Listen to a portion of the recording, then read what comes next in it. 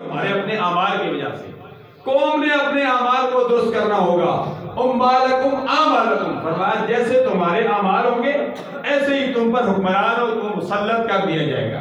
ہم نے اپنا محاسبہ کرنا ہے کہ ہم کیا کر رہے ہیں. ہمارے اعمال درست ہے. آج ہمارا حال یہ ہے کہ ہم دین سے دور ہوتے جا رہے ہیں. آج ہم نے اللہ اور اللہ کے پیارے حبیب صلی اللہ علیہ وسلم کی تعلیمات کو فراموش کر دیا ہے. آج مہنگائی کا رونا اس لیے ہم روتے ہیں. مہنگائی کا رونا نہ روئیں، اپنا محاسبہ کریں، اپنے آپ کو درست کریں، توبۃ النصوح کریں. ابھی پہلے شب برات میں یا ایسی راتوں میں یا رمضان میں جو رونقیں ہوتی تھی، وہ باریں ہوتی تھی، وہ رونقیں وہ باریں اب نہیں رہی ہیں. وہ پرانا دور ختم ہوتا جا رہا ہے. بڑے چھوٹے کی امتیاز ختم ہو رہی ہے. ادب و احترام ختم ہو گیا.